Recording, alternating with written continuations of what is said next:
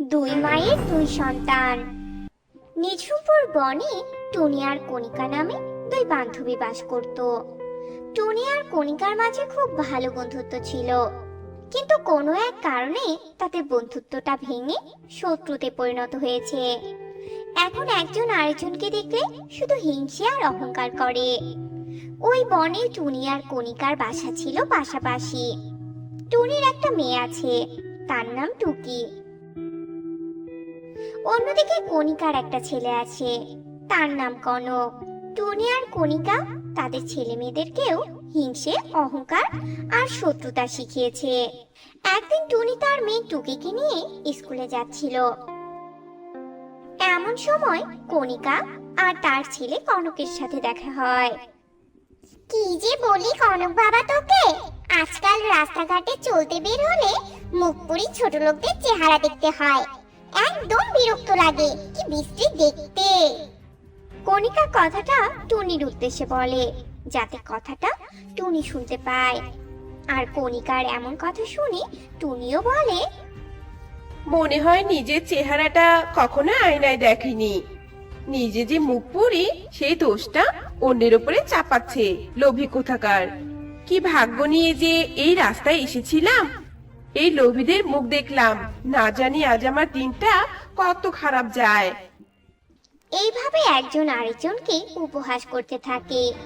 কনক আর টুকি একই ক্লাসে পড়তো। তারা দুজন রেগে যে যার বাচ্চাদের নিয়ে চলে যাচ্ছিল। এরপর কনক তার মাকে বলে, মা, ওই যে মাসিটাকে দেখলে না, ওই মাসিটার মেয়ের নাম টুকি। আমি গত পরীক্ষায় ওর জন্যই ফার্স্ট হতে পারিনি মা। এই, তুই মাসি কাকে বলছিস? হ্যাঁ, ওই মুখপুরিটা আমার শত্রু, আর আমার শত্রু মানে তোরও শত্রু। শত্রুর মেয়েও আমাদের শত্রু। পথে ঘাটে যেখানেই দেখা পাবি সেখানেই ওদের বিভিন্ন ভাবে অপমান করবি, এই বলে দিলাম। আর ওই শত্রুর মেয়ে কোন কোচিং এ পড়ে ফার্স্ট হয়েছে রে, খোঁজ নে তো। তুই কি জানিস সেই কোচিং এর নাম? মা জানো, ও আর ডিজিটাল কোচিং এ পড়ে। তুইও তাহলে কাল থেকে আর ডিজিটাল কোচিং এ পড়বি, আর প্রতিদিন আমাদের কার নিয়ে যাবি। আর সব সময় মনে রাখবি, শত্রুর সাথে কোনোদিন ভালো ব্যবহার করা ঠিক নয়, তাই ভালো ব্যবহার কখনো করবি না। অন্যদিকে টুনি তার মেয়ে টুকিকে বলে, শোন টুকি, শত্রু সবসময় শত্রু থাকে, ওরা কখনোই বন্ধু হয় না। তুই সবসময় তোর রূপের দেমাগ দেখিয়ে যাবি, বুঝতে পেরেছিস? সবসময় সাজুগুজু করে স্কুলে যাবি। তোকে যদি কেউ অপমান করে তাহলে তুই তাকে 10টা অপমান করবি। তুই দেখিয়ে দিবি যে তুইও আমার মেয়ে। তুমি চিন্তা করো না মা, কিভাবে শত্রুতা পালন করতে হয় সেটা আমি ভালোই জানি। এইভাবে কয়েকদিন কেটে যায়। কনক টুকির কোচিং এ ভর্তি হয়। এইদিকে দুই মায়ের দুই সন্তান, আর অন্যদিকে দুই মা তাদের শত্রুতা আর ঝগড়া করতে ব্যস্ত। একদিন টুকি কোচিং এ সবার আগে আসে, আর টুকির মাথায় একটা দুষ্ট বুদ্ধি কাজ করে। তাই টুকি কিছু ময়লা নিয়ে আসে, আর সেই ময়লাগুলো স্যারের চেয়ারে বিছিয়ে রাখে। ক্লাসের সময় হয়, স্যার ক্লাসে আসে, আর ওই চেয়ারে বসে সব ময়লা স্যারের গায়ে লেগে যায়। আমার চেয়ারে এই ময়লাগুলো কে রেখেছে? আমি দেখতে চাই, কার এত বড় সাহস আমার সাথে মজা করে। স্যার, আমি দেখেছি, কনক নামের ওই অশুভ ছেলেটা ময়লাগুলো আপনার চেয়ারে রেখেছে। কনক, তোমার এত বড় সাহস, তুমি আমার সাথে মজা করো? আমি প্রথম দিন থেকে দেখছি তুমি কেমন জানি অসভ্য ব্যবহার করো। স্যার, বিশ্বাস করুন, আমি এ কাজ করিনি। আর এই টুকি নোংরা মেয়েটা আপনাকে মিথ্যে বলছে আমার নামে। স্যার, আপনি ওর মতো ছোট লোকের কথা বিশ্বাস করছেন? স্যার, দেখলেন তো, দেখলেন কি রকম অসভ্য আমাকে আপনার সামনে অপমান করছে। তোমার তো সাহস অনেক বেড়ে গেছে। তোমার মতো বেয়াদব ছেলেকে আমি আমার কোচিং এ রাখবো না। স্যার, এটা কিন্তু অন্যায়। আপনি সবকিছু সত্যটা যাচাই না করে এমনটা করতে পারেন না স্যার। তুমি আমাকে জ্ঞান দিচ্ছ? দাঁড়াও, তোমাকে দেখাচ্ছি মজা। এই বলে কবুতর কনককে মারতে মারতে ক্লাস থেকে বের করে দেয়। কনককে বের করে দেওয়ার পর টুকি মনে মনে বলে, এই কোচিং এ এসেছিলি আমার সাথে প্রতিযোগিতা করতে, তাই না? পরীক্ষায় প্রথম হবি, তাই না? তোর মা আমার মায়ের সাথে সবসময় ঝগড়া করে। তুই এবার বুঝবি শত্রুতা কি। মাকে এই কথাটা বলতেই হবে। টুকি ক্লাস শেষ করে বাড়িতে গিয়ে টুনিকে সব বলে। সব শুনে টুনি অনেক খুশি হয়। অন্যদিকে কনকও তার মাকে সবটা খুলে বলে। আর সবটা শুনে কণিকা অনেক রেগে যায়। আর তাদের মাঝের শত্রুতা নেওয়ার প্রতিযোগিতা আরো দ্বিগুণ হারে বেড়ে যায়। ছেলের এমন অপমানের জন্য কণিকা টুনিকে অপদস্থ করতে চাইছিল। তার মাঝে হিংসে আরো বেড়ে গিয়েছিল। আর কণিকা একটা সুযোগের অপেক্ষা করছিল। আর সেই সুযোগটা কণিকার কাছে এসেও যায়। একদিন টুকি তার কাকাতো ছোট ভাই রাজু টোনার সাথে কোচিং এ যাচ্ছিল। এমন সময় কনক ওদের দেখে আর ওদের দুজনের একটা ছবি তুলে নেয়। আর ওর মাকে গিয়ে সবটা বলে। এবার টুনি তুই মজা বুঝবি, কত ধানে কত চাল। আমি এই ছবি বনের সবাইকে দেখাবো। আর সবার মনে সন্দেহ বাড়িয়ে দিব। তোর মান সম্মান আমি ধুলোয় মিশিয়ে দিব।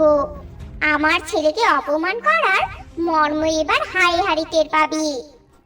এই বলে কণিকা শালিকের কাছে যায়। শালিক দিদি, শুনছো? তোমার কাছে আমি একটা জরুরি কথা বলতে এলাম। আরে কণিকা, কি জরুরি কথা শুনি? দিদি, ওই যে টুনির মেয়ে টুকি আছে না, ওই মেয়েটা খুবই বেয়াদব। স্কুল, কোচিং, প্রাইভেট সব জায়গায় গিয়ে ছেলেদের সাথে ঘোরে। এই দেখো তার প্রমাণ। তাই বলি, তোমার মেয়েকে ওর সাথে ঘুরতে দিও না, তোমার মেয়েকে খারাপ বানিয়ে ছাড়বে। তাই তো বলি, এত সাজগোজ কিসের জন্য? তাহলে তলে তলে এত? কণিকা, তুমি খুব ভালো কথা বললে। আমি আর কোনোদিন আমার মেয়েকে ওই বেয়াদবের সাথে মিশতে দিব না। যাই, গিয়ে বিউটি দিদিকে সতর্ক করি।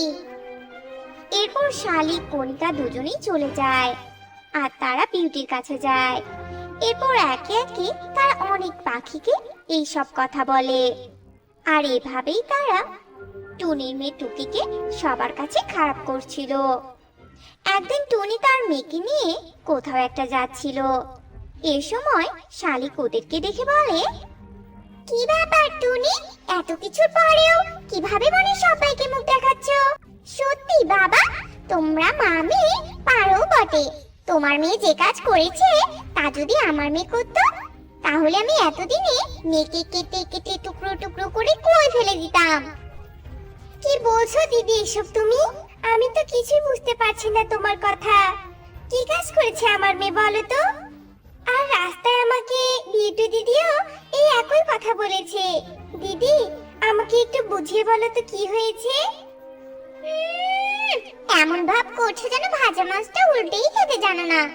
তোমার মেয়ে অনেক ছেলের সাথে প্রেম করে। কণিকা কাক ছবি সহ প্রমাণ দেখিয়েছে বনের সবাইকে। ছি ছি ছি, তোমাদের সাথে কথা বলতেও আমার ঘৃণা করছে। এই কথা শুনে টুনি অনেক রেগে যায়। আর রাগ করে টুনি কণিকার কাছে আসে আর কণিকাকে বলে, তুই আমার মেয়ের ব্যাপারে বলে কি সব বলেছিস? হ্যাঁ, কেন রে, কেন কেন বলে তুই আমার মান সম্মান সব ধুলো মিশিয়ে দিয়েছিস? আমি প্রতিশোধ নিয়েছি, মনে নেই? তোর মেয়ের জন্য আমার ছেলে সেদিন অনেক অপমান হয়েছে, এমনকি আমাকেও অপমান করেছে। সেই অপমানের প্রতিশোধ নিয়েছি আমি। তুই যেমন বেয়াদব, তোর মেয়েও একই রকম বেয়াদব। তোদের মা মেয়ে দুজনেরই চরিত্র খারাপ। খবরদার বলছি, আমাদের মা মেয়ের চরিত্র নিয়ে আর একটা কথা বলবি না। তুই যে কাজ করেছিস তার জন্য তোকে শাস্তি পেতেই হবে বললাম। এই বলে টুনি টুকিকে নিয়ে বাড়িতে চলে আসে। টুনি তার ঘরে গিয়ে কাঁদে আর একা একাই বলে, কণিকা, তুই আর আমি ছিলাম বেস্ট ফ্রেন্ড। সামান্য একটা বিষয় থেকে তুই আমার শত্রুতে পরিণত হলি। জানিস কণিকা, আমি তোকে সে আগের মতোই স্মরণ করি, কিন্তু তুই তো শত্রুতা নিয়ে ব্যস্ত। তোর কি মনে নেই সেদিনের কথা, যেদিন আমরা ওয়াদা করেছিলাম যে আমাদের ছেলে মেয়েকে আমরা বিয়ে দিব, বৃদ্ধ বয়সেও বেস্ট ফ্রেন্ড থাকবো আমরা, আর তুই সব ভুলে গিয়েছিস কণিকা।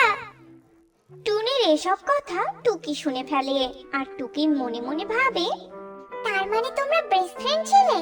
এত ভালো বন্ধুত্ব ভাঙতে দেওয়া যায় না। আমি আর কনক এক হয়ে তোমাদের দুজনে মিল করাবই। আমাকে কনকের কাছে যেতে হবে। এরপর টুকি কনকের কাছে গিয়ে কনককে সব বলে, আর কনকও রাজি হয়ে যায়। এইদিকে বিকেল গড়িয়ে সন্ধ্যা হয়। কনক টুকিকে নিয়ে বিয়ের সাজে কণিকার কাছে আসে, আর টুনি তার মেয়েকে খুঁজতে খুঁজতে কণিকার বাসায় যায়। টুনি ওখানে গিয়ে তার মেয়েকে দেখে অবাক হয়ে যায়। টুনিকে দেখে কণিকা বলে, তোর মেয়ে জোর করে আমার থেকে বিয়ে করেছে, আমার ঘরে অশান্তি লাগাতে এসেছে। আমার ভালো লাগছে না, দেখ দেখ কি করেছে। মা, তুমি শান্ত হও। টুকি আমাকে জোর করে বিয়ে করেনি, আমি ইচ্ছে করেই ওকে বিয়ে করেছি। মা, কি বলছিস এসব? তুই শত্রুর মেয়েকে বিয়ে করেছিস? আর ওয়াদা? কিসের ওয়াদা? শত্রুর মেয়ে নয় মা, বলো বেস্ট ফ্রেন্ডের মেয়ে। আর তোমরা ভুলে গেলে তোমরা যে ওয়াদা করেছিলে আমাদের বিয়ে দিয়ে চিরকাল বেস্ট ফ্রেন্ড হয়ে থাকবে। মা, শত্রুতা, হিংসা, অভিমান নিয়ে সারা বছর বাঁচা যায় না। শত্রুতার মাঝে শুধু ধ্বংসই থাকে, আর ভালোবাসার মাঝে কোনো ধ্বংস নেই। মা, তোমরা তোমাদের সাথে সাথে আমাদেরকেও শত্রুতা শিখিয়েছো। তোমরা তো পারতে আমাদের মিলেমিশে থাকাটা শেখাতে। তাই বলছি মা, তোমরা আবার আগের মতো হয়ে যাও। টুকি আর কনকের কথায় টুনি আর কণিকা তাদের ভুল বুঝতে পারে, আর এক হয়ে যায়। আর দুজন দুজনের হাত ধরে বলে, আমরা আমাদের মাঝে আর কোনো শত্রুতা ঢুকতে দিব না।